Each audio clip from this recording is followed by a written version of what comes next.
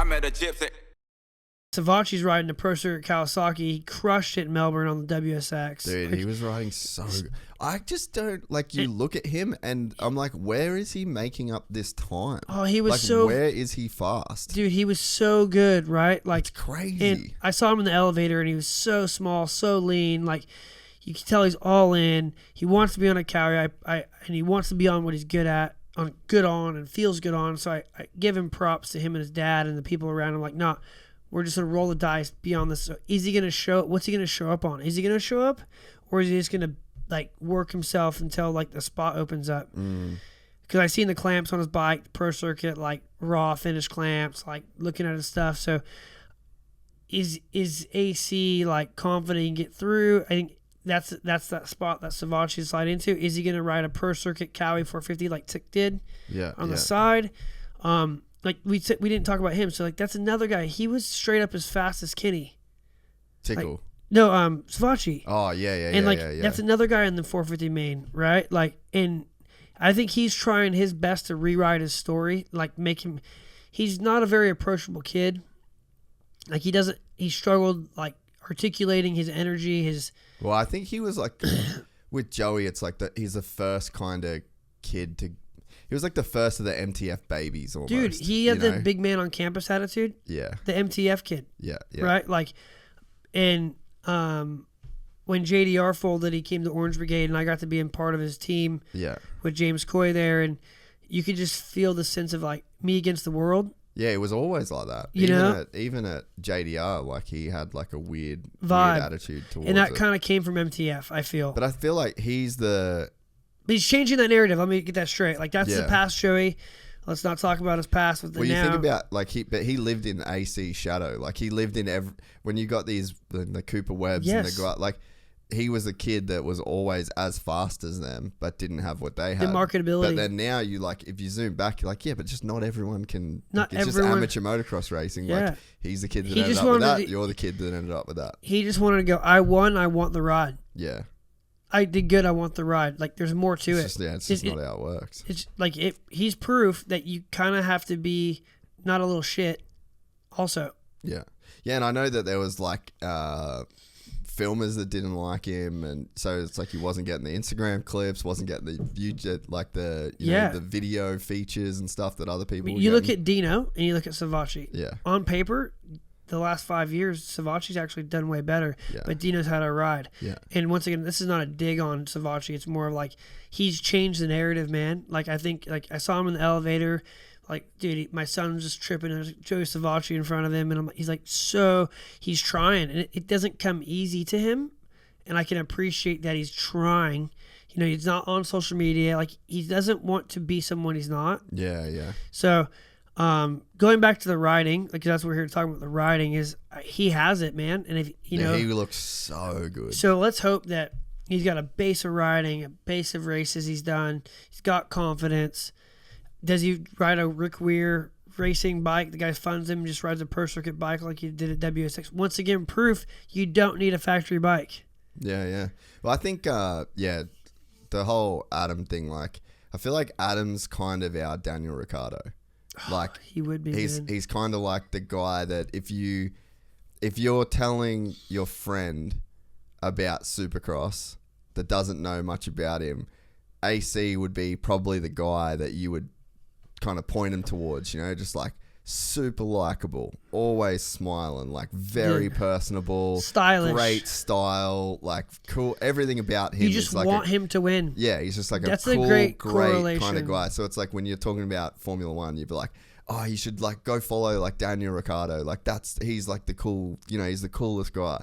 So AC is our DR, I think, in that sense. He's like into cool music, dude, and he's got stuff going on outside of the sport.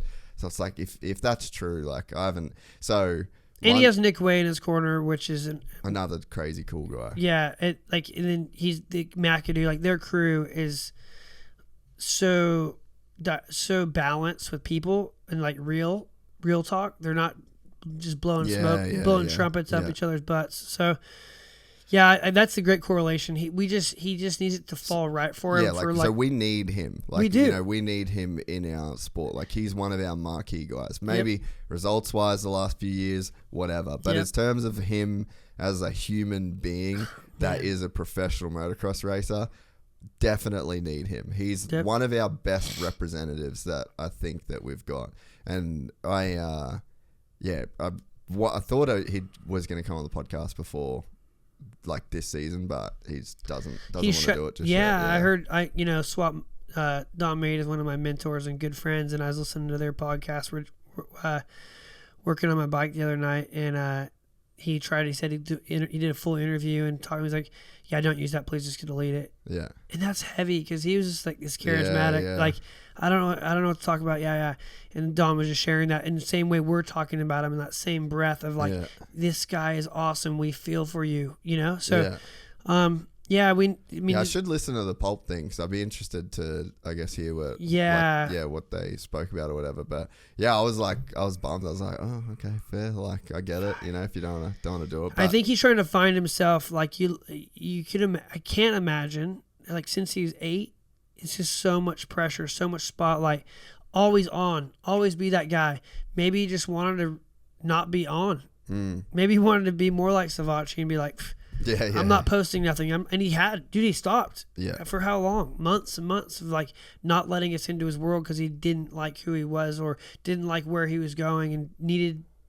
Well, there's a weird thing that happens, and it's why I don't post much, like, in my personal life. Like, and that's even like going to Dubai. Like, I didn't post about it and like fuck all, because I don't know. It's just a weird thing that happens. Like, this is like my job, and I treat this like my job. Like, I don't want it to be like my personality, and I don't want every part of myself to be on the internet, to be like engaged with, and like, I just kind of, like, I was just sitting in a fucking box in Dubai, like, trying to make some shit happen, and like, I didn't want to, like, and I felt shit for a lot of it, to be completely honest. Like, I was just sitting, having all that doubt, and like, all, you know, just none of my friends are here, I don't know anyone, like, what am I fucking doing, but all that, and then there's the urge to then you post about it, you talk about it, and then you get this response back, and then it's like,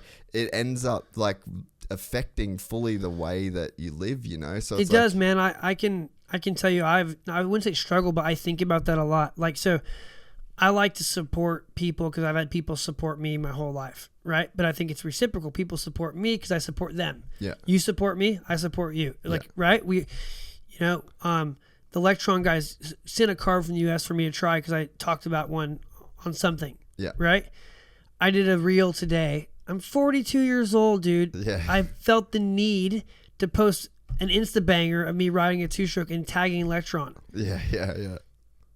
I felt the need not to build my ego because I felt the need to share that this is a rad product. Yeah. But I get insecure that people think I'm making it about, I think I'm cool. Yeah. Like, that's the same. Yeah. Like, does that make sense? Well, like, yeah, because there's such I don't care about the metric, the like or the tag, or like the metric of the post, but I feel, do people think I'm trying to think I'm rad? Because I'm not. Yeah. I'm a balding dad with gray hair with 3 kids that are way cooler than I am and a hot wife. Right? But I post these things and I'm like, fuck, like tagging 100%. Well, I feel part of the brand because I was like the 4th guy there testing shit. Yeah. Not because I want free shit, but it's become a habit. Yeah. And it's become a thing that I want people to think that that's a rad product because I think it's a rad product. Yeah. But do I do this at my season of life? I work for the largest e-commerce store in Australia, MXStore, and I get to work with Intense. I don't need to tag them. I work for them. We're excited to announce the launch of our new membership site, GYPSYTales.com, packed with exclusive content and perks that you won't find anywhere else. This is your chance to become a part of the Gypsy Gang. And as a special bonus, if you sign up to an annual membership, you'll be entered into the draw to win our custom-built TC125. Gypsy Gang.